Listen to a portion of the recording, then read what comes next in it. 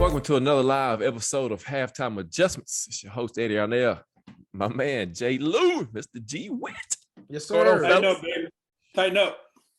Tighten up. We are back once again. Welcome back. We took a little break. Hope you all had a nice Father's Day weekend for all those fathers out there celebrating. And let's just settle in. Come on in, get your seat, get your questions, your comments answered on the show tonight. It's time. If you've been rolling with us for the last, I don't know, G, how many years has it been? 4, 5, 6? It's been 4. 4 years. So you've been riding with us for the past 4 years. You all know that it's this time of year we do our position breakdown shows, a series of shows. We look at, the DBs, the receivers, the linebackers, all the positions that the Titans have, and kind of assess where they are and if they need some additions, and then try to predict who's going to make the final cut. So last season we looked at the wide receiver room. Let's start because we're going to start it tonight.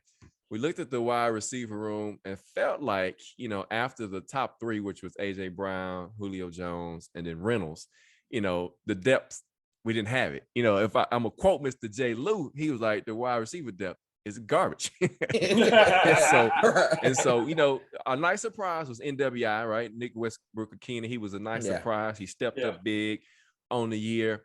And then Marcus Johnson, when he wasn't hurt, he was a good surprise too. And so you had a couple of guys there that could fill in those 4th and 5th roles. Didn't really have a true slot, if you will. And then Reynolds, we all know, was a bust. And so, fellas, looking at the last year's receiver room compared to the potential, just give me just the end of the line assessment from last year, and what do we have coming in this year before we start getting into who those names are for this year's roster, if you catch what I'm saying. So, G Witt, let's start with you, man. Tell me, just give me a little wrap up of last year's receiving crew, and then what to look forward to without a true number one, if you will, arguably for this season. Man, I'm gonna be honest with you. This is gonna be a rough season for the White House, man. When you look back last year, we struggled with it. I'm just gonna say we struggled a lot with AJ being out. We were okay with Julio being out, but when AJ Brown was out, man, it was a real struggle.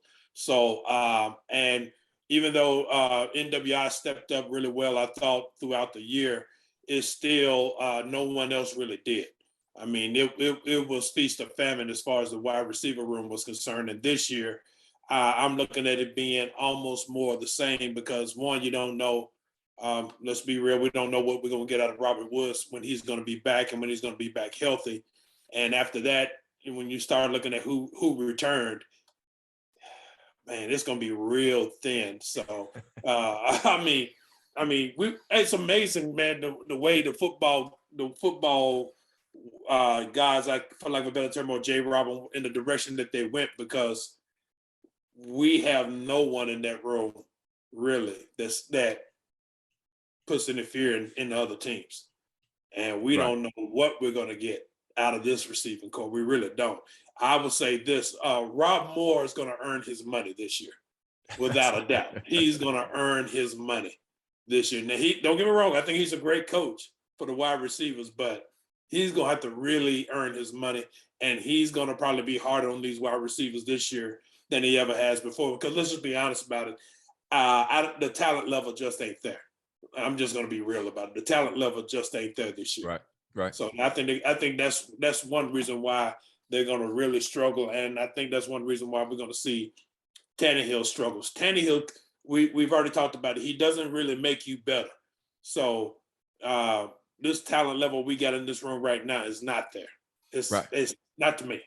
Yeah, and you make a great point, G Witt. We really struggled when AJ went on the field last season. Of course, Julio stayed hurt majority of the year, and so you didn't really have those threats. And so now, you take away those two guys, those two names, J. Lou, and you really don't have another threat.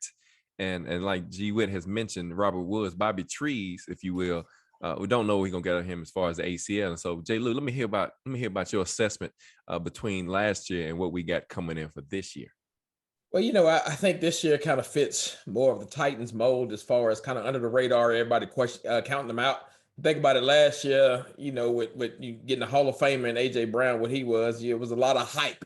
Let's just put it that way around the wide receiver room, and let's just be honest, they didn't live up to it. Right. And whether that's injuries or inconsistent play, because again, let's remember at the beginning of the season there was a lot of inconsistencies with that wide receiver room. But the one consistent that you saw that I think when you try to take some positives about is NWI going into his third season. The past 2 seasons, he's been consistent in an inconsistent room. Right. So I think seeing. I think I agree with everything G. Witt said. The question about this wide receiver, because I don't, Tannehill's not in the Aaron Rodgers, Tom Brady camp that can make no-name wide receivers be all pros. And so, just the talent level is not there. You don't know about Bobby Trees. From everything we've seen so far in the summer, it looks good, but being a fan of this team, we see how players look coming off AC injuries. We've seen it so much. It usually takes them a year to get that going. So you don't know how that's going to be. We saw it last year. NWI is not ready to be a 1 or a 2, be the main guy, the prime guy. I will say, try to compare last year to this year. I think this year you've got some talent there that could solidify that slot position, which I think we were missing last year. And then I think the room on down the hallway from them, the tight end room, can make this group better as well. We can all agree that the tight end room was, what'd you say, terrible? It was trash last year. Yeah, absolutely. And we know from the background of this coordinator, offensive coordinator, he loves the tight end room. That's what he coached before. So you're hoping that room, along with his wide receiver room, can bring out some talent. Because again, this is definitely wide receiver by committee. And the main thing that I'm looking forward to when we kick off training camp here in a few more weeks is the blocking. As Witt pointed out, J. Rob has a mindset for these players that he wants when his wide receivers. And basically, let's just face it, you need to be ready to block for 22. Right. So let's see how well they can block, because that's got to be first and foremost, and then how we scheme them open. But again, I think we'll miss the outside names with AJ and Julio as far as being able to stretch the field, not from a depth standpoint, just scare you. But I think the one difference I'll say over this group we got coming in this year, at least on paper, is I like our chances with the slot receiver, and that kind of fits Tannehill a little bit better than him, trying to force it, I think, last year. Yeah, and I agree with that. He has to have somebody in that slot position, which we didn't have last year, like you mentioned, that he can rely on in those tough situations, right? And he doesn't have to feel like he has to force the ball down the field in the coverage, as we see a lot of times when he get in those tight situations, especially when the game is tight. We saw it the past 2 years against the Bengals and the Ravens in the playoffs, where he felt like he had to force the ball in the coverage, where, and we don't know what his mindset was going through those plays, but you saw that he threw it in the double and triple coverage in both instances. And so, which resulted in, I think what's even worse about that, at least this year, you don't have a alpha dog that you would want to force it to, because we saw the previous 2 playoff games, he was forcing it to the wide receiver number 3. Right. both plays. Exactly. And so let's look at some of these guys that we got coming in for 2022, gentlemen. And we'll talk about Robert Woods, Bobby Trees first. He was a 2013 draft pick of the Buffalo Bills, over 7,000 career yards, and he had back-to-back 1,000-yard seasons in 18 and 19 with the Rams, of course, which we already mentioned, the ACL recovery. And Jay Lou, man, Bobby Trees, he comes out of a system where, you had to run block. You had to do a lot of the intangible things other than catch the ball and run routes. But you had to run precise routes. You had to run inside routes. He did it all. He outside, deep, across the middle, and run block, and even ran the ball in some jet sweep situations. And so, that's a nice package to bring to this football team, something that this team hasn't had that I can remember in recent years. Yeah, now we've definitely missed, that all gadget type player, if you can, coming out of the backfield and all, and just being able to run every route almost in the route tree and run block. Again, the biggest question mark with him is the knee injury. It's how well does that respond? I mean, again, from everything you've seen, if you take into account, again, every player heals different. We all know that. Right. But if you take into account the past 3 years that we've dealt with ACLs on this team, he's got to be the first one in my head, y'all correct me if I'm wrong, that has actually been participating in June. Like, I can't remember none of them participating this early in the offseason program. I don't even remember Taylor participating early in June, coming off his injury. So you kind of like to see that, because I think he's been doing some things that they didn't think he would do. So that's a good sign. And then again, I will say from everything you heard coming out of the Rams locker room, they were going to miss him as a man in that locker room as opposed to the player, just because of his knowledge and what he brought from a professionalism. So you definitely like to see that, especially when you got, when you look at it, you've got everybody else on the wide receiver room right now is 3 years or younger from experience standpoint. So you hoping that So you're hoping that he, him being a pros pro can teach these gentlemen how to be pros in the NFL, as well as wide receivers. So I think that intangible he brings is something that this room has definitely been missing. Yeah, and G Wood, I'm not, before I say this, I'm not saying this is what it is, but could this be another version of Derek Mason? With the leadership, being able to run those routes and be able to get those tough yards when the quarterback really needs to depend on somebody. I agree with Jay Lou totally, and you as well. I'm looking at him as more, like you said, like a Derek Mason, somebody who's basically, for lack of a better term, a dog receiver. A guy who's always going to get open. He's not, I don't think he's ever been considered a true number one, right? But he functions like a number one, and he can actually create openings for other receivers. I think that was one of the things he did well at the Rams. I think for Cooper Kupp, he created some openings, and I think that when he went down and they ended up getting Odell Beckham, I think that's the same thing. He just created openings for Cooper Kupp to allow him to work. So I think that's what we're going to see out of Robert Woods. Again, I agree with Jay Lou. Him coming back off of ACL and working out in June with the other receivers going through the drills and everything, I think that's a plus. Again, he did mention that the trainers are holding them back some, keeping from overextending themselves, which we know our trainers, that's one thing they will do. They will slow your process down. So I'm looking forward to seeing him on the field. Let's be honest about it. The man's got quick feet. He can catch any ball that you throw at him. He's got a large catch radius, and he's a blocker. He's going to block for number 22 or whoever's got the ball. So I think that's one advantage we'll have with him. I think, in all honesty, all things being considered equal, this might be the most, for lack of a better term, and agree with Jay Lou, a utility-driven wide receiver room. It's going to they're going to be able to do everything and it's going to be a progression through the season to see how that's going to affect defenses. I think starting out is going to be slow, but I think as they come along, like I said, Rob Moore's going to do his best job this year. And I think having somebody like Robert Woods in the locker room is going to be a big assist for him because, again, he can teach them how to be a pro's pro. He can teach them how to be aggressive on the field and do what they need to do. And I think that's one of the reasons why J-Rob took the risk on him and went ahead and got him when he had an opportunity. Yeah, and I agree with you both of you guys, and great points on both sides. And so one thing I will say also, G Witt, is that not only Rob Moore, but Todd Downing, he's going to be his best version, because we talked about this before in the show, and we look back to the last film that we saw this team play, the 2021 version of the Titans.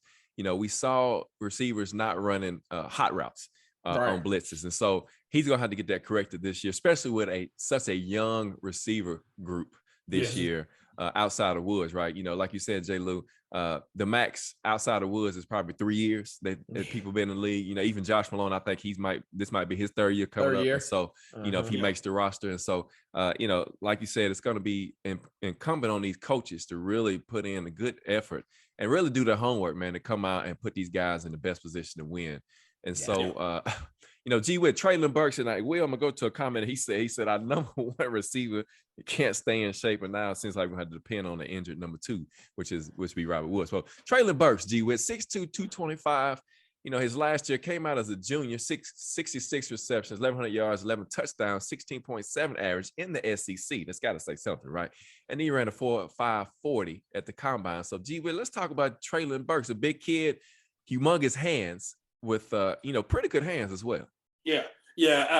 Treylon Burks he's going to be the enigma this year, man. In all honesty, because one, you're going to see how I'm anxious to see how he's going to report to training camp.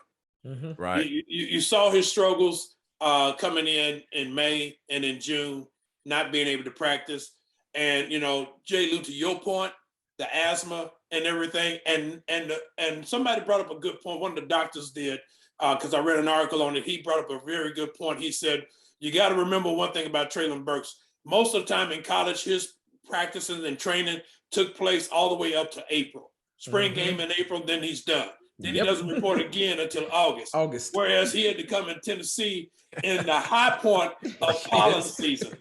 And so, and again, you're talking about the trainers and everybody trying to get his medication right so he'll be able to function. So that's going to be a big deal for him.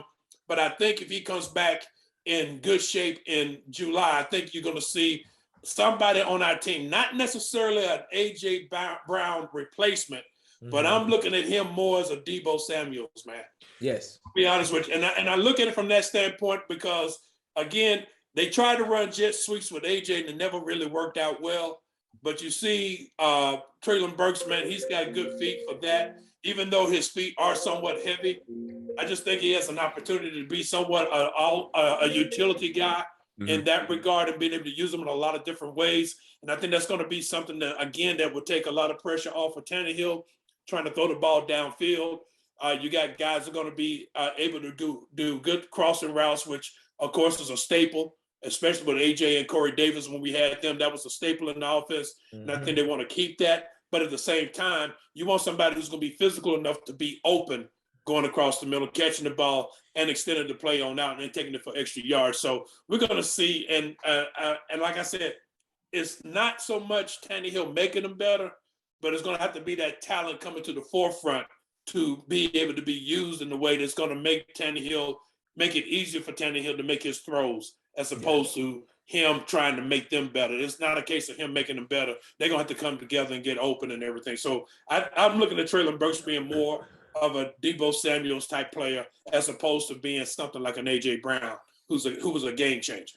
Yeah, and I like those points, G Witt. If he could be a Deebo Samuel type player, man, he might be one of the steals of the draft, if you will. And so, Taylor says Woods' hidden value could be in the mentorship of the receivers. Little J. Lewis watching. And Carlton says, how was Robert Woods' number prior to his injury? Do you think he can be the elite receiver? And so, he was in Buffalo up until he didn't have his first 1,000 yards until he came to the Rams. He was between a 500 to 700 receiver type guy yards. And I can't remember who was on the roster when he was at Buffalo, but they didn't have a good quarterback for several years. They finally got Josh Allen now, and it's been a while since they've had a guy that can really sling the rock.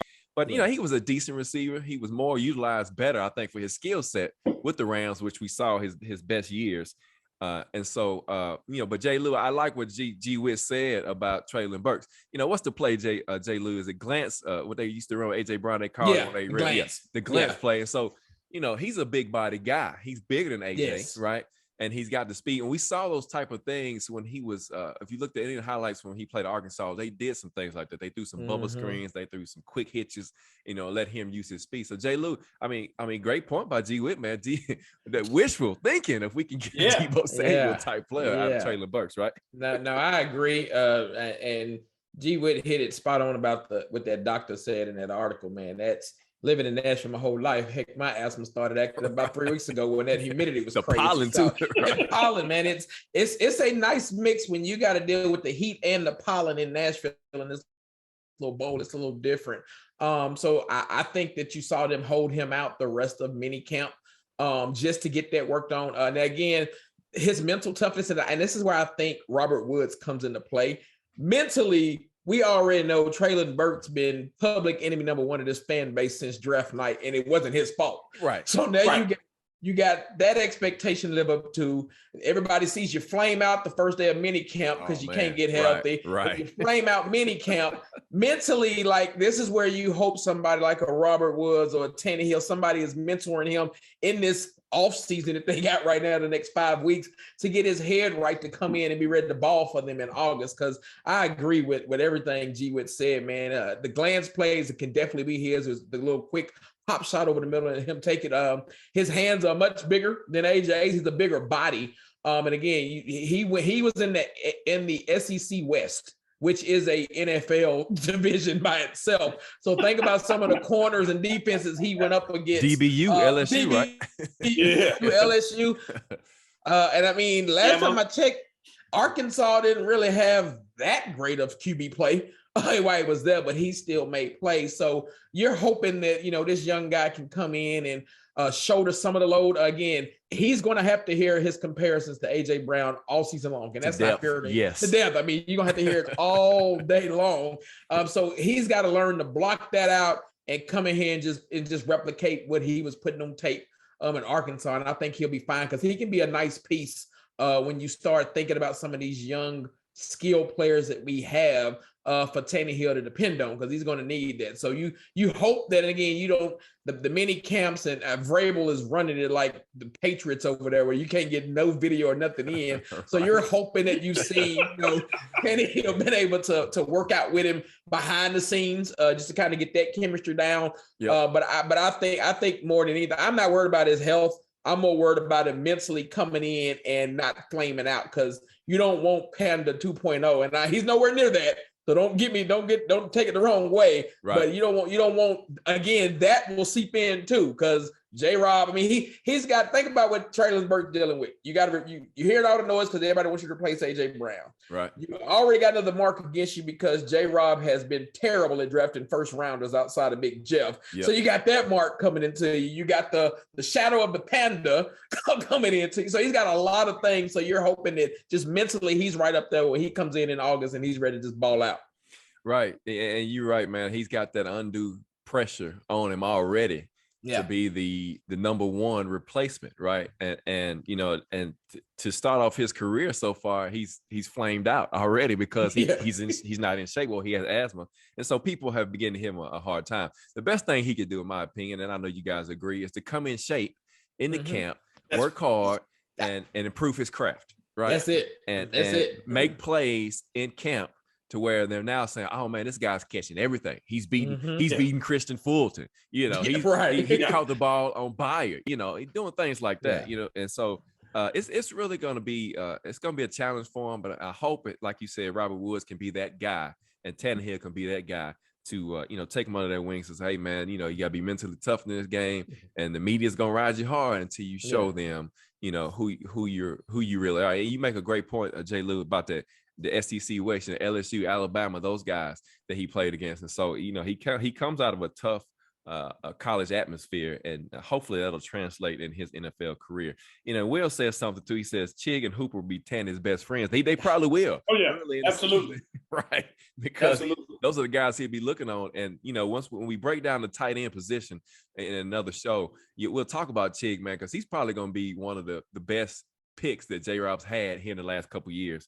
If he keeps going the way he has. And so that Traylon Burks. And so now, NWI, he had a solid season last year. J. Lou, again, you already talked about him, possession guy, 38 receptions, 476 yards, and 4 touchdowns. But after him, man, it's like, pick a number, right? We got Kyle Phillips. And NWI, he can block as well. He made some big plays. I think the best play that we can all agree that he had was against the Texans. So he made that catch for the first down, which needed to seal that game up. And so, J. Lou, NWI, man, speak a little bit on him. And then after that, we look at Kyle Phillips as the next guy, right? Yeah. NWI, man, he gets gritty and do the dirty work. You saw him on some very key blocks near the end of the season last year. Deep down the field, kind of reminds you of Davis that left us as far as the extending the play and blocking like that. So, and that's the type of player that J-Rob and Vrabel like from the wide receiver position. And then when you go back and think about because NWI, as far as I know, played all 17 last year, you can't really remember his name being called a lot for drops. No, I don't recall. I was gonna say don't drop the ball. I think he only had 1 drop last year. Yeah, I'm gonna say so that penalties. Or penalties. Right. So, and again, when we talk about penalties, we're blocking down the field, extending the play. So I think he does a lot of the work that goes unseen unless you're watching the all 22 film.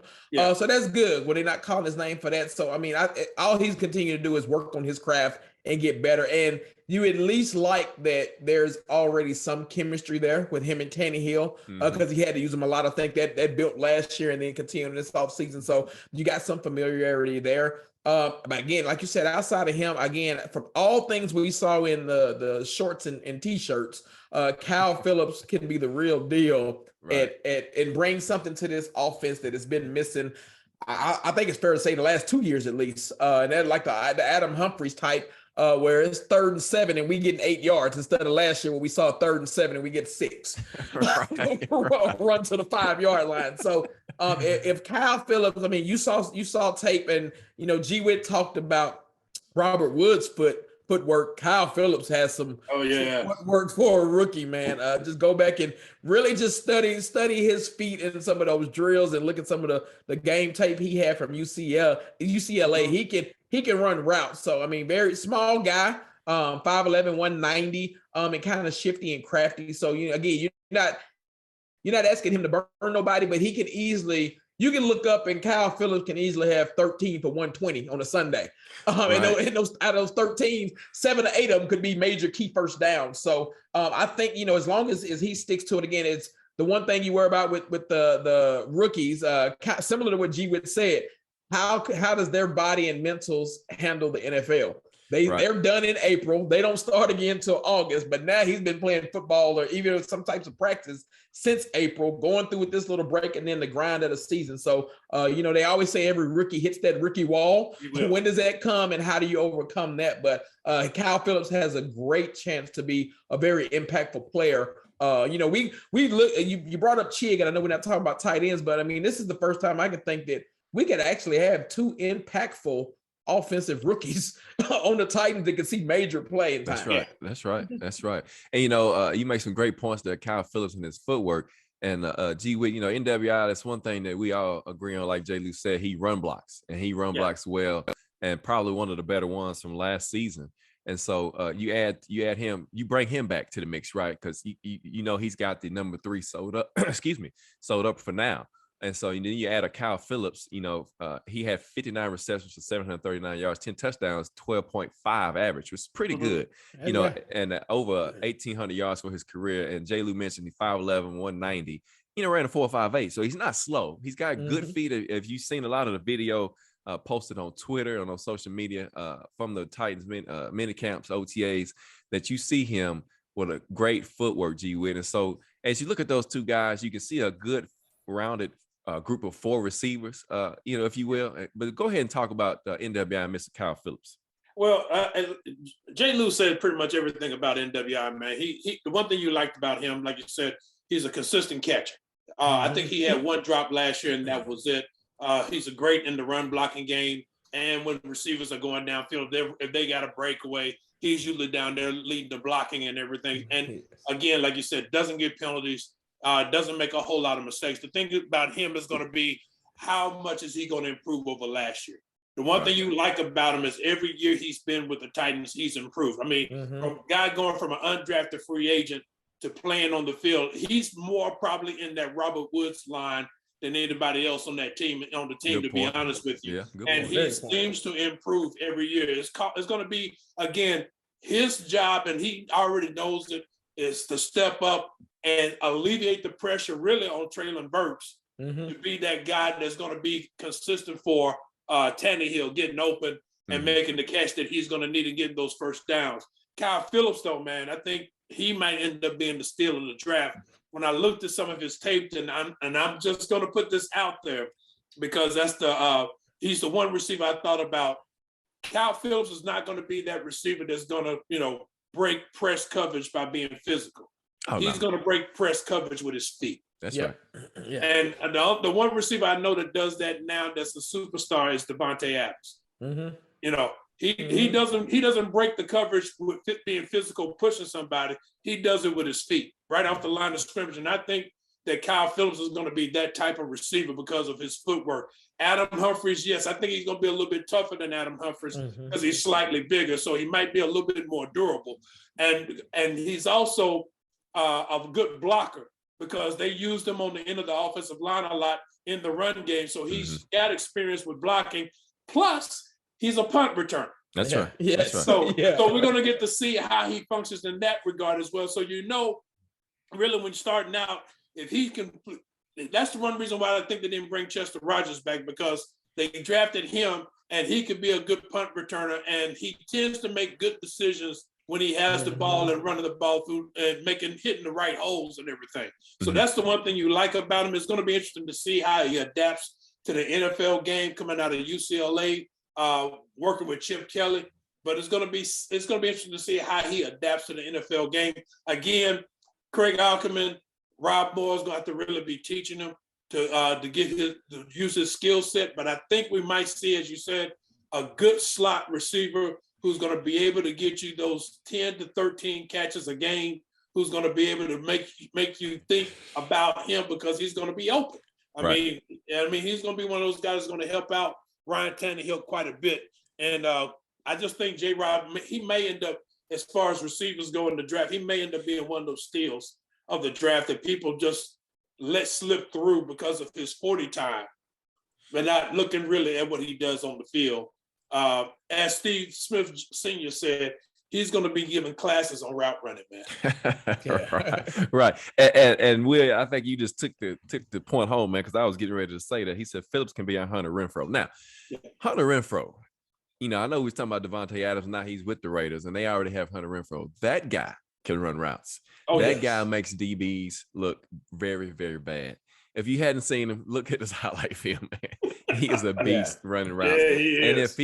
And if Kyle Phillips can just even be half of a route runner as he is, then we'll be in pretty good shape. I mean, I got another one for you because I forgot about his special teams. Yes. Let's not forget Mark Mariani went to the Pro Bowl as a rookie for punt return. And I think Kyle Phillips did the G with, jogged in my memory.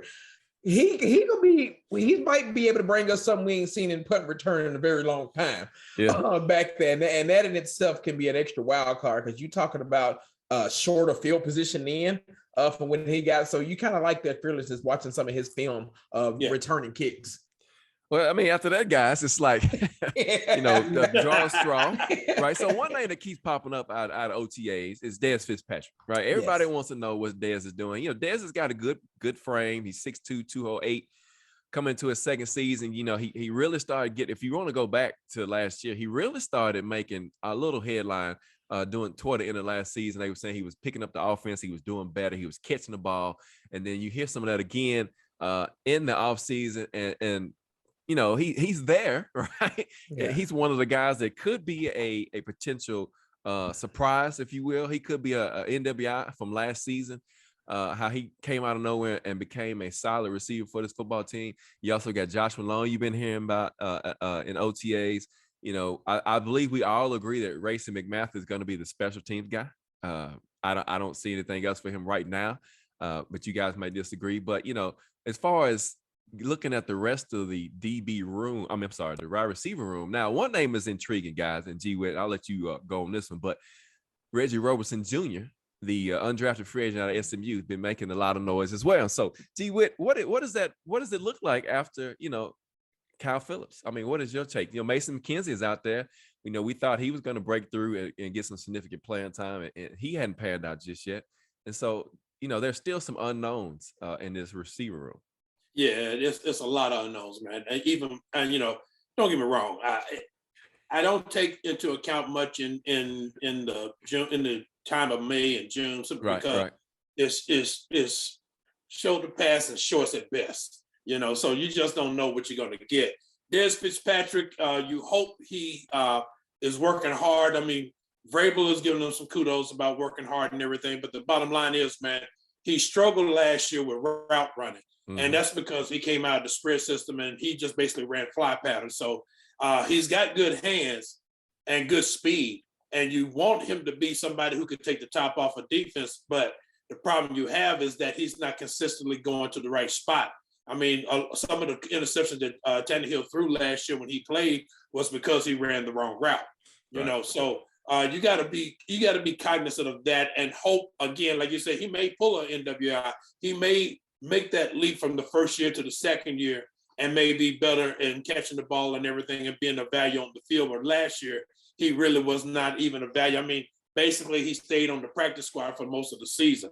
And he really struggled on a lot of things. The Reggie Roberson, man, is that's a scary one, man. He's a scary one. You know, don't get me wrong. He's good size and everything, but he's had 2 major injuries in college, man. 2 major injuries. One he had a problem with his foot in 2019, and then he had a problem with towards ACL in 2020. You know, he's got good speed, but you know, I don't know, man. I mean, he's not very physical. His hands are not very strong, so we're gonna see. I mean, you looking at him being a project, and maybe making the practice squad, and maybe they consider somebody to work with, just like they do. I don't know about Josh Malone. I mean, we're his 3rd team, 4th team, you know, and he still hasn't been able to make it. And the main reason for him is he just doesn't have a lot of strength. You know, he's a small frame guy. You know, granted, he played at UT and everything, but he's just not a strong guy. And I think that's what's giving him a problem in the NFL, get past the practice squad, man. He just doesn't have enough strength to do it. So it's going to be interesting to see. They got a couple of other guys on that wide receiver room: Jawan Green, Brandon Lewis. You know, in addition to Mason Kinsey and Cody Hollister and Racing McGrath. So it's thin. I'm just going to be like that. I'm not going to go as far as what Jay Lou said last year, talking about it being trash. I'm just going to say it's thin. It's very thin. Really, outside of Cody Hollister and Mason Kinsey and Dez Fitzpatrick, it's a thin room, man. It's a thin room. So you gotta hope for better health than what we had last year. J. Lou, I don't know why he don't want to say it, man. I know. He know it's bad. He know it's bad right now. But J. Lou, I'm trying to use a better adjective, man. Thin is a little bit better than trash, man. Okay, I give you that. But J. Lou, man, let's see who do you think at the end of the day, of course, and I know it's early. We hadn't seen any pads, hadn't seen any preseason games. But if you were just, I know you're a nice betting guy. I'll say it that way. Yeah. Who makes this roster, and how many do you think they keep in the wide receiver position? I think they keep 5. Okay. And I think, with the expanded practice squad, I think this position and DB, the 2 we're going to talk about tonight, I think you see more of them on the practice squad. One thing about Dez Fitzpatrick, he was drafted as a 4th rounder last year, cut him in the season, brought him back on practice brought by squad. Will. Good job, Will. Yeah. He was drafted to be a project. Yep. He was, and just remember, he was drafted with the anticipation that he could grow behind AJ Brown and Julio.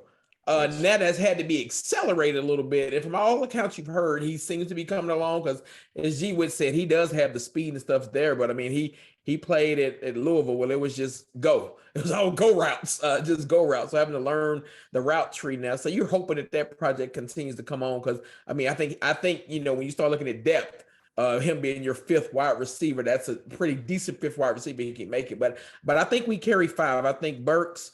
I think, of course, Burks, Woods, NWI, Kyle Phillips, and I'll go Dez.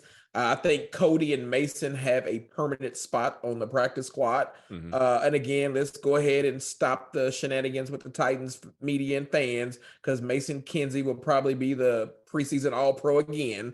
But I don't think he's gonna make the 53. But I think to have those guys. A Hollister. I mean, because the thing about it, if I'm not mistaken, both of them played at least one real game last year. They did. When they had to come up. So you like those 2 guys being on the practice squad, knowing the system and a quick fix if you got to bring them in. But I think you see us carry 5 on the 53. Racing McGrath.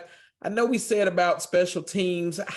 I think this one is the wild card that. I think they go in out of the 53. I think they go into the preseason and stuff with at least 47 positions that they know in their head. This is who we going with. Then you got about 5 or 6 that I think, can swing either way. I think he's in that swing category because I think you've got some DBs now in that room that I think could play the corner, the special teams position probably a little bit better. So I really think I'm curious to watch him in special teams during the preseason because I think this could be a make or break where he actually gets on the 53 that way. Okay. All right. Excellent. Excellent. So that's pretty good because, like you said, I like those that you selected, and I will say this: I still think they add a veteran receiver, G Witt. I do. Yeah. I just don't know who it's going to be. I know G Witt don't want to talk about the guy that they have been talking about, but there's somebody else out there they're going to add, and we might see it after they have cuts, the first round of cuts, first couple rounds of cuts, doing preseason and camp. And so yet to be seen what this final depth chart for the wide receiver room is going to look like. And so, fellas, let's hop on over to the DB room, because that's where, the past few years, and I'm not going to say garbage because G Witt was saying, we got to use a better term. They were not that good. Let's just put it that way. They were just not good. And you go back not the 21 season, but the 20 season. You heard Byard always talking about communication. There's a communication issue on the field with the coaches. You take that as you will, but that was the common theme of the 2020 season: communication. And so, Byard returned to form last year. I think we all agree he had 5 interceptions. Fulton asserted himself as DB1 when he was healthy. He played solid. At one time he was rated at 84.1 by Power Football Focus, which was like number 2 after the first 4 weeks of the season. Now, we know he had some injury issues and he had some other things going on. Amani Hooker came in after 2 years and supplied the Titans with a strong secondary on the back end as far as him and Byard goes, a good 2-headed monster. And then they added Elijah Moulder. Buster Screen came in late in the season and added some quality depth, played well. The Jackrabbit, Janoris Jenkins, of course, he played good in spurts, but, as the season went on, you could tell that he was 10 years in, and you saw his speed kind of get him in trouble a little bit. If he wasn't getting a DPI, he was getting toasted or something like that. And, he made some good plays at points, but we all know that he was a liability. And, of course, we don't know what we get out of Caleb Farley at this point. So, G Witt, man, let's talk about this DB room real quick, and we'll start with Mr. Fulton coming into his 3rd season. 5'11", 197, 55 tackles last season, 2 interceptions. Fulton can be the guy, right? Well, let me do this. I'm gonna get to Christian Fulton, but I'm gonna just have to say this. I thought one thing we could say from last year, I thought Anthony Midget's coaching did a little bit better job than he did the previous year. I thought the communication was better, and consider the revolving door they had in the secondary. I thought overall he did a much better job than he did in 2020. Again, I think this year, like I said about Rob Moore, it's on him again, because we still, even though we got some veterans coming back, it's still going to be a fairly young room. So I think that's the one thing we're going to see. He's going to get some help from the veterans, but I think he's going to benefit from the fact that Christian Fulton is going into his 3rd year. You're talking about a light year jump from year 1 to year 2. He made it. Let's just be real about it. He was the guy that you saw quarterbacks avoiding in the passing game. And you saw the reason why, because he has good coverage skills. He led the team in pass breakups. And so, he did a really good job. I thought he made a tremendous leap from year 1 to year 2. The one thing about it was that he was able to stay healthy for the most part. I think he only missed 1 game last year. And that was another thing about him. I thought he just was able to stay healthy. I thought Jackrabbit, as the season went on, I thought he improved. Nothing that really jumped out at you except for that one play against San Francisco, that really just made a big difference as far as his play is concerned. But I thought he improved as the season went on. But Christian Fulton was definitely the dog on that cornerback position, man, and being consistent and being out there. We don't know what we're going to get with Caleb Farley. This man has not played football, really competitive football, in 2 years. Right. Let's be real about it. And he tore his ACL in that game against Buffalo. And let's just be honest about it. In that game, he was not making a good showing at all. I mean, missing tackles and just blowing coverages. So Vrabel is talking about how good he looks in this uniform. Which is never a good sign for me when a coach is only talking about how good you look in your uniform. So we're going to see how that's going to work out. But yeah, I think Christian Fulton is going to be, again, DB1 as far as the cornerbacks are concerned, as far as coverage is concerned. The problem is going to be who's going to be DB2, who's going to take that second spot. But I think Christian Fulton, we got a good steal in that, picking him up in the 2nd round in 2020. He'll make you forget the Panda. So that's a good thing. Yeah. And you really, in all honesty, this will show you how bad that draft was. He's the only one left. Mm-hmm. Yeah. He's the only one left from that 2020 draft. So whereas 2019 was a all-star draft for J-Rob, 2020, he only got one player out of that whole draft. One player that's still on the squad, man. That's not a good sign. Right. J. Lou, what you got for Mr. Fulton? So first, I'm gonna get on the J-Rob comment. I think 2022 is gonna be just like 2019. I think what we've learned is J-Rob can't draft during COVID, because the 2020 to 2021, when he didn't think about it, 2019 was loaded with some of those Senior Bowl players and all those extra games. Same thing with 2022. They didn't have that in 20 and 2021. We do a terrible job just trying to go off film in draft, because you're right on that. But I think Mr. Fulton, you saw him start to come on the end of his first season. Again, a little bit of injuries then, and then last year, relatively healthy, missed a few games. I think I remember him taking a small stint near the middle of the season or near the end on that little short IR. But outside of that, when he was on, And I think what you like about him more than anything, we know cornerback is, you think about prime time. They got a swagger about them, unlike no other when they number one. So, you liked about him is he get beat on the play, he'll come right back. He never backed down from a challenge. I think he held his own in that Bengals game against that wide receiver one Chase. So he solidifies it. I think we've got a lockdown over there. The one thing I'll say, and I know the jury's still out on Mr. Farley, but if you look across the board on cornerback, you can see that this team not only got younger by default because it's young, but the speed is there. Because I think what you want to see them play a lot of is that man-to-man press. And we saw Fulton having no problems pressing.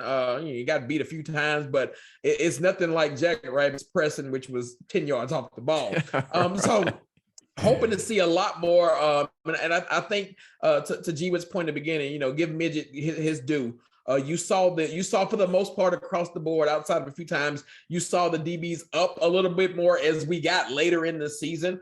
So you're hoping that front seven allows you to be in man press, because you get to the quarterback in 2 seconds, you ain't really much that the wide receivers can do. But as long as the health stays on Fulton's side, that solidifies that one side, and then we can. I think you're going to see the 2021 or 2020 pick and 2021 and 2022 second rounder battle for number 2, because I really think Mr. McCrary is going to give Farley a run to be the starter on that other side. Yeah, and I agree with that. I was just sitting here thinking about that when you were talking, that McCreary he's gonna battle for that position. He's a tough guy, played in the SEC again, and made some nice physical plays. Good size, 6 foot, 190 pounds, and so you got a guy that's coming in that's got some good experience, played in a tough division of football, one of the toughest, if you will. And so it's going to be good. It's going to be interesting to see. The secondary is really young, but I agree it has a lot of speed, something that I don't think we've had here in a while. We were talking about speed in 2020 and before that, how we had a lack of speed in the secondary, but we saw them. The plan was to get younger and to get faster in the secondary. And like you mentioned, the jury's still out on Mr. Farley. Of course, like G-Wick said, he looks good, but will he play good? Right? That's a totally different subject.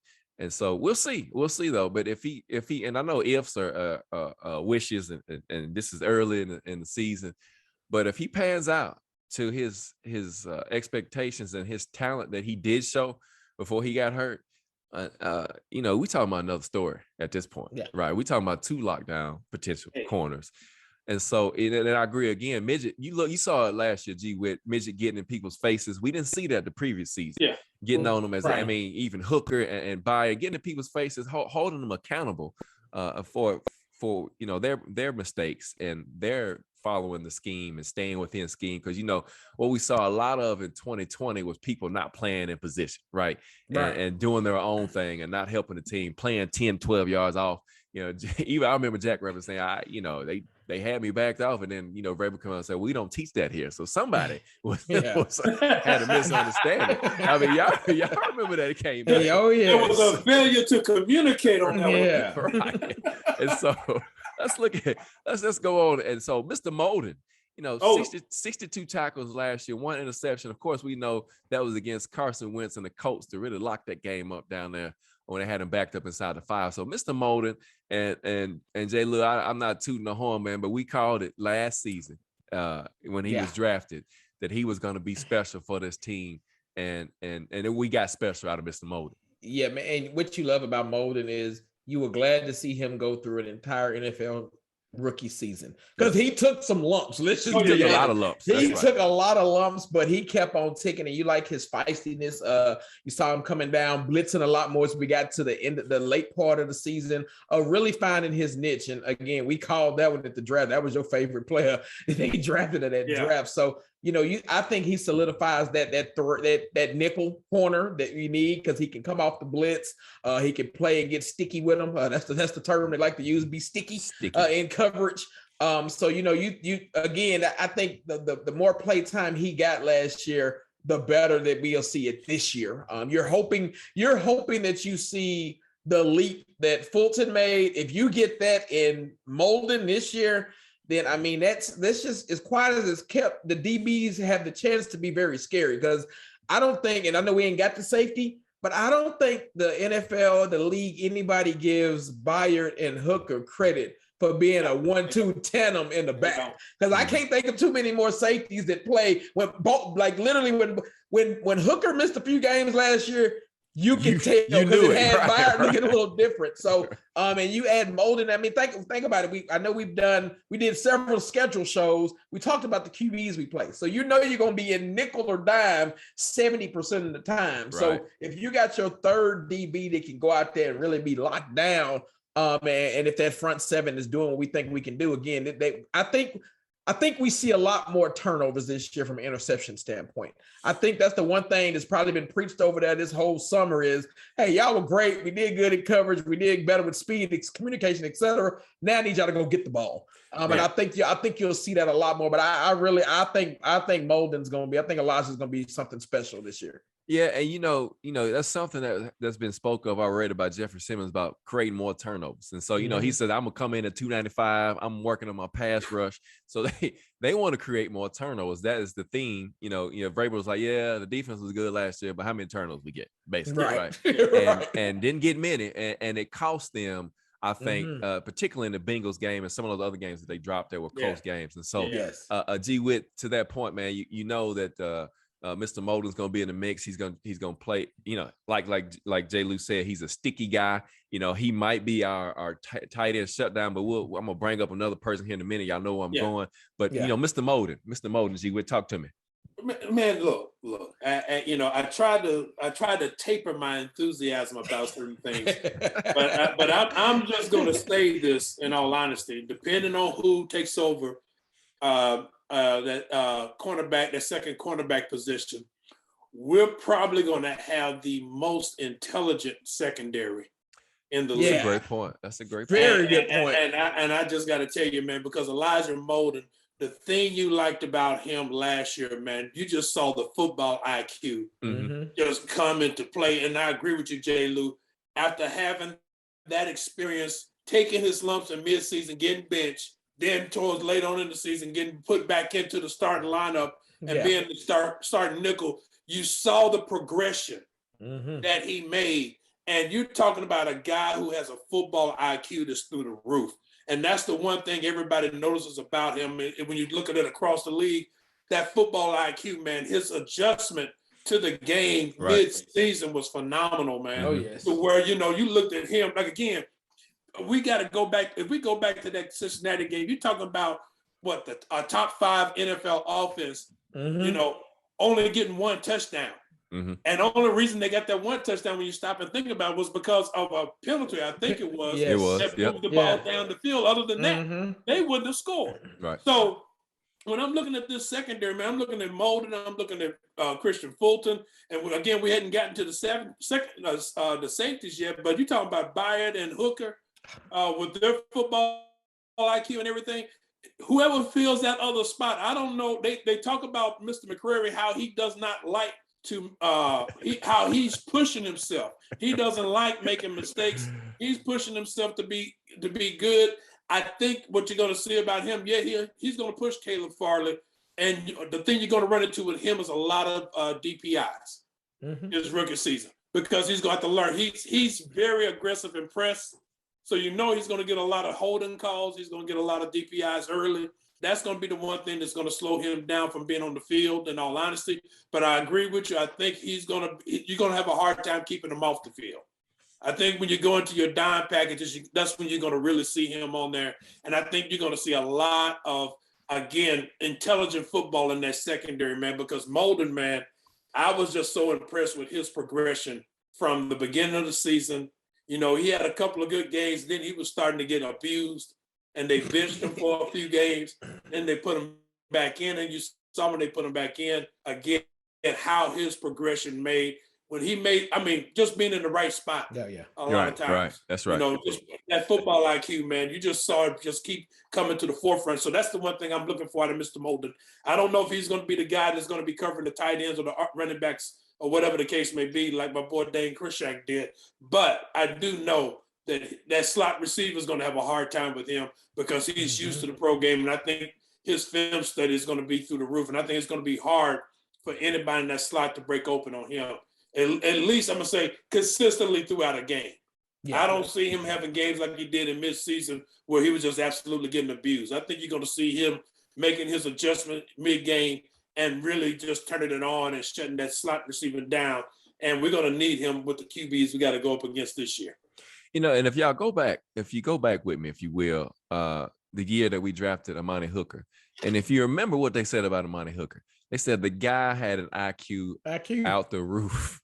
Like you mentioned, you bring in Molden, another guy. That was another thing they were saying before we drafted him. After we drafted him, this guy's football intelligence is sky high, and he's a ball hawk. He loves to be around the football. He loves that. And like you mentioned, you saw that you saw him take that Logan Ryan role where he was coming down blitzing a lot.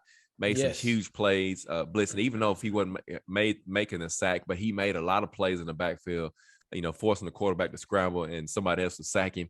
And so, you like what we got in that secondary. And so I'm sorry to interrupt, but you bring up a good point. That's the one thing I will say I'm looking forward to see how he improves is disguising the blitzes. The only problem I had with this blitzing last year, you knew it was coming. You knew it was coming. But I'm interested to see if he's going to be like a Logan Ryan in disguising that blitz that's going to allow him to come free. Because one thing we know about him, he will make the tackle. Yes, he will. And he will make the tackle. So I just wanted to bring that out. You brought up that point. I just want to say, great point. That's going to be interesting to see how he improves on disguising his blitzes and being able to come free. Man, because I always think about, and I hate to go back to previous years, but I always think about when Logan Ryan was here and we were playing the Colts and the backup quarterback they had playing at the time.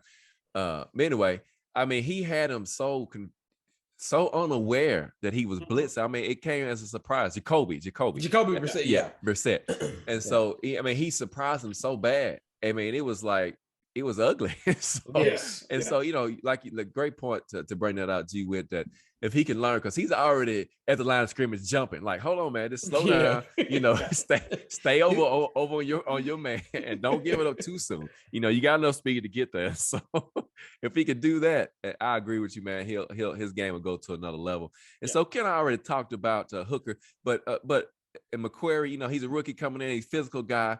6 foot, 190 pounds. And so, it's going to be a battle for that number 2 corner spot. After that, I agree with you, J. Lou, a lot of depth for special teams guys. I know we talked about it before it came on, maybe 9 DBs they keep, and that's mainly because of special teams. We can't forget about Body Calhoun, as J. Lou likes his name. It came in last season. And so a lot of names, Greg Maben, he was here last year and played a little bit in preseason to really make the squad more of a practice squad guy. And a lot of different guys, Trey Swilling, which is an undrafted free agent. So we'll see what happens. AJ Moore, they brought in for special teams from the Texans. And so, but you look at that back end of that secondary though, man, and we'll talk about them now. And then it's a question that came up about Theo Jackson.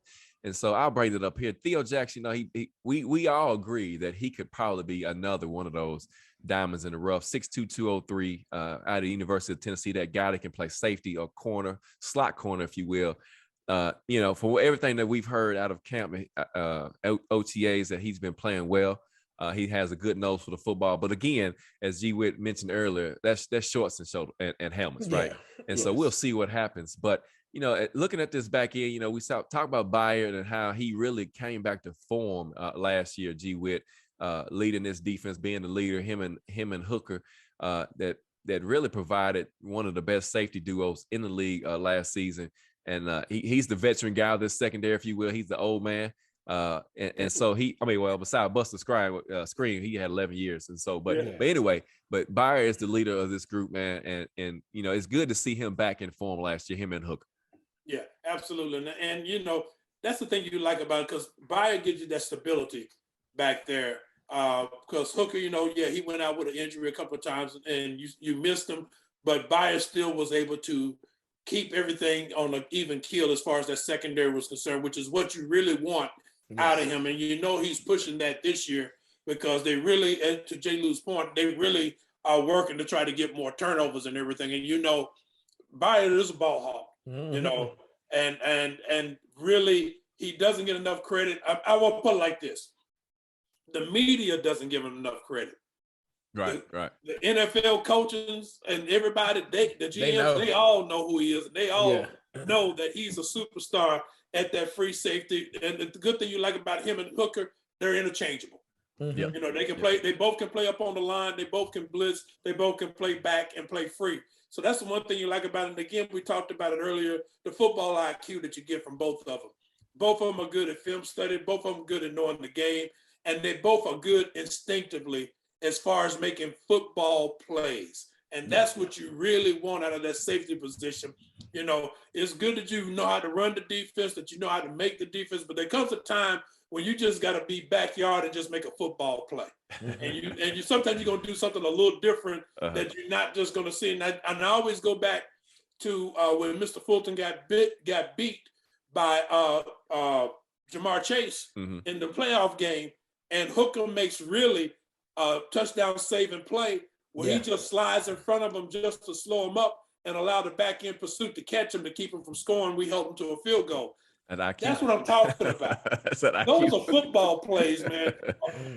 Didn't go for the tackle, just went to slow him down to allow the tackle to be made. So that's what you like out of that back end of the secondary. They football IQ through the roof, but they will make football plays, unscheduled plays that you're just not ready to see. And they'll make those consistently throughout the season. And, like I said, if we win, it'll be talked about. If we lose, the only people going to love it are the football coaches and fans like us. But you're looking at that. I'm serious, man. You're looking at that secondary, man.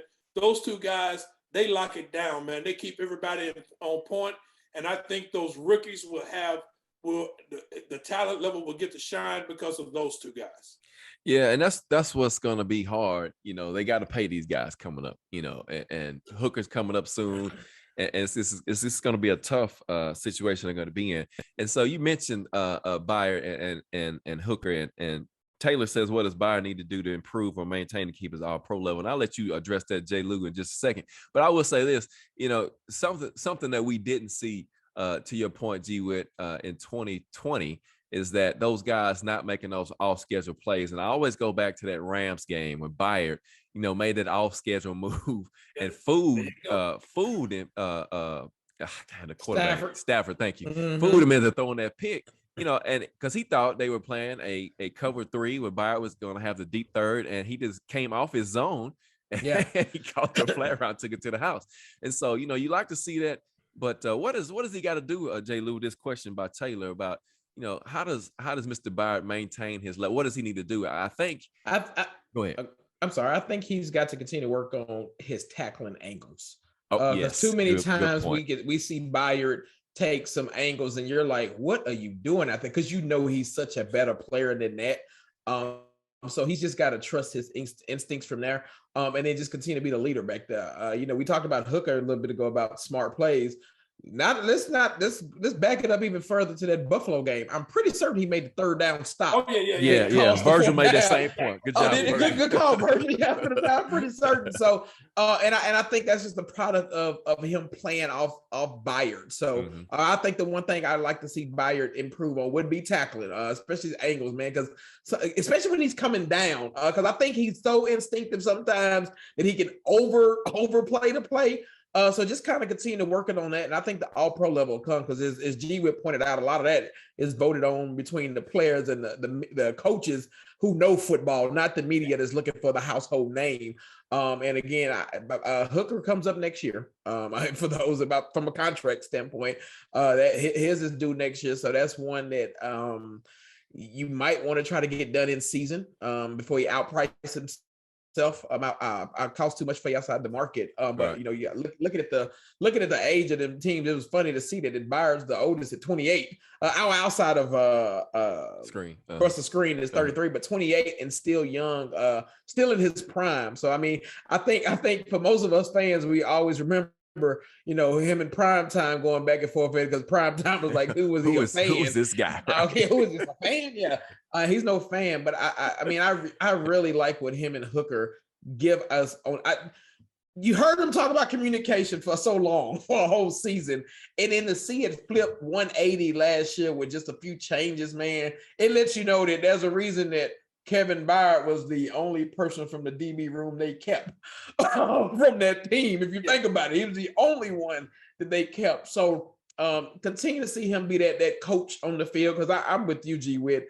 He knows the defense. Him and Hooker, they're both interchangeable, can both come down, can both blitz, can both cover the tight end if they need to. And then they both make instinctive plays. That one against, if you go back and you look at I want to say Byard or one of the DBs was mic'd up for that Rams game because they talked about that he called the switch going down and told Jack Rabbit, hey, back off, I got this, and ended up getting that pick. So I just think, man, that they solidify the back end for that Titans, and as long as they stay healthy, this can, again, we fly under the radar. This can be the best duo of safeties in the league.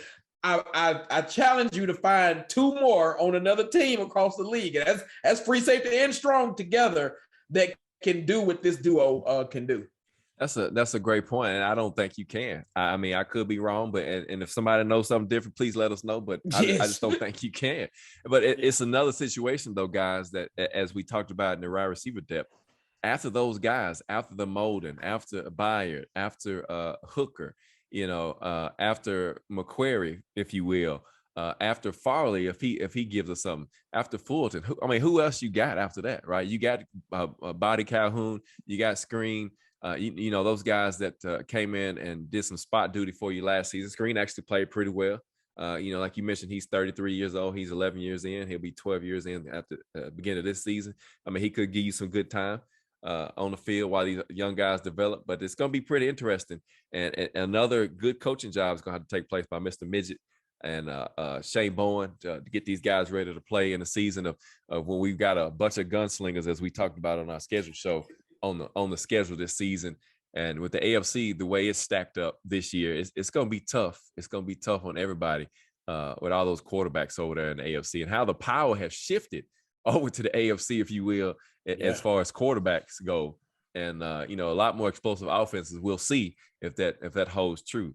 And so, fellas, I mean, as you look at that, at this roster in those two positions, a lot of youth, if you will, but not a lot of, I'm going to say, confident depth at this point. And so it's going to be pretty interesting. I do like one name on the roster, and I'm just going to say it because I'm picking at him. But Michael Griffin is second. That's a great name for that guy. That's a great name. And G Whit, he's going to make the roster. He's going to be G Whit's favorite player. I'm saying. G Whit's favorite player. Hey, look, man, if he comes to play, I got no problem with it. I got no problem. But if he's one of these pretty players, I ain't gonna be able to deal with it, man. He just can't win number 33, right?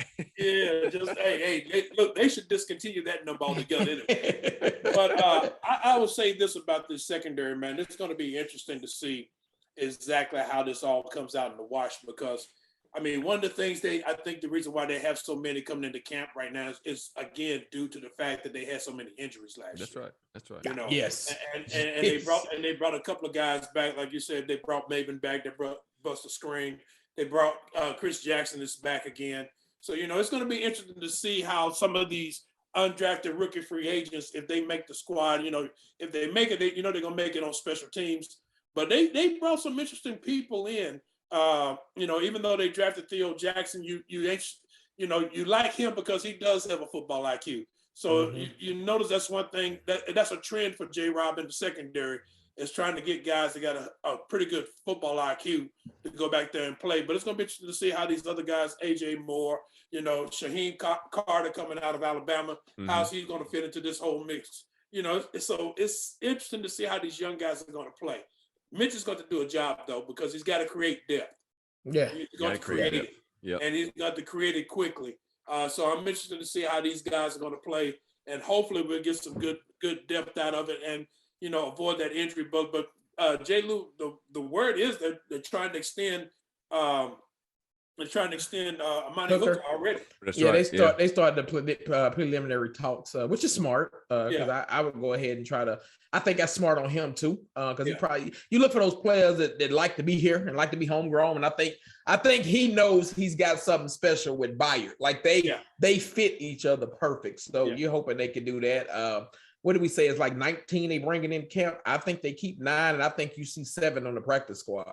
Like, I really think because of last year's injury bug, I think we see a lot more of them cornerbacks and DBs on the practice squad. Again, I'm gonna keep my eye on the summer on Roger McCreary. Let's just think if this man's arms was 2 inches longer, he would have been a top 5 draft pick. Yeah. When you start looking at this film. So, and you talk about short arms. That's weird to hear anyway. But 2 inches longer could have been a top draft pick. So we've got the talent. I mean, this is.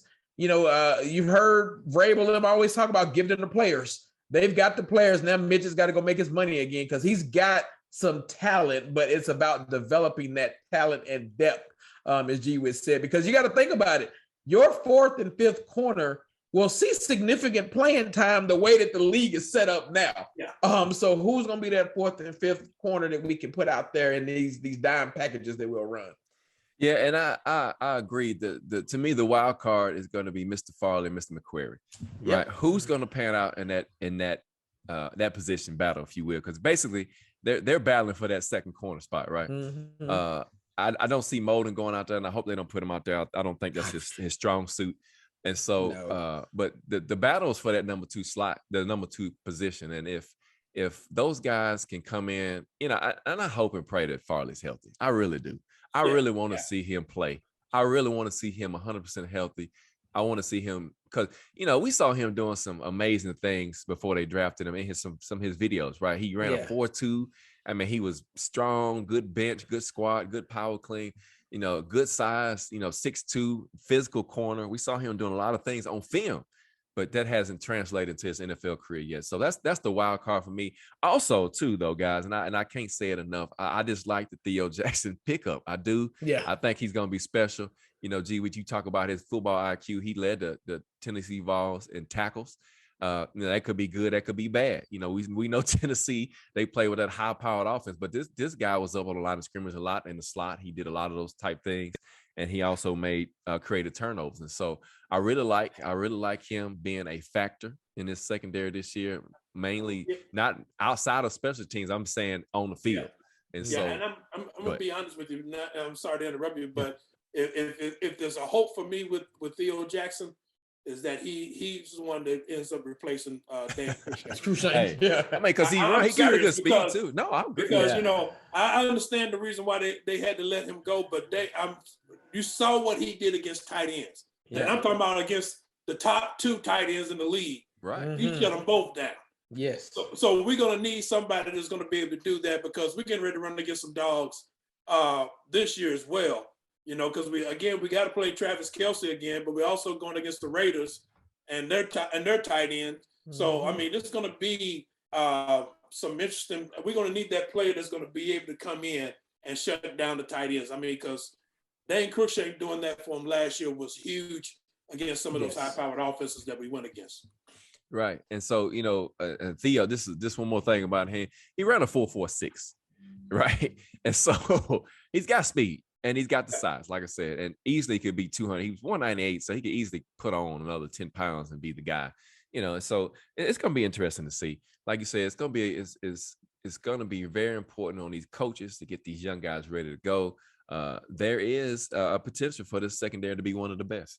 Right. That second corner position is going to tell a lot. Of course, if it's McQuarrie, they're gonna go right at him, the rookie starting his, in the NFL with these high-powered offense. But we got Byard on the back end that can kind of roll the coverage over and help him out. And so it's gonna be pretty interesting. You mix it up with that pass rush up front. I know we'll talk about that another time, but man, this defense can be special. Once again, one of the top 5 in the league. And I think you'll see an improvement on turnovers. That's just my prediction early on, that you'll see a turnover prediction. But anyway, thank y'all for joining us again for another episode of Halftime Adjustment. I know we ran a little long, but man, we had to get this in. Join us next time. We'll be breaking down another position, going forward for these next few shows and taking us right on up to training camp. So, guys, thank you for the comments, the questions, the support of the show. Eddie Arnell, G-Wit, J. Lou, Halftime Adjustments, man. We are out of here. Peace.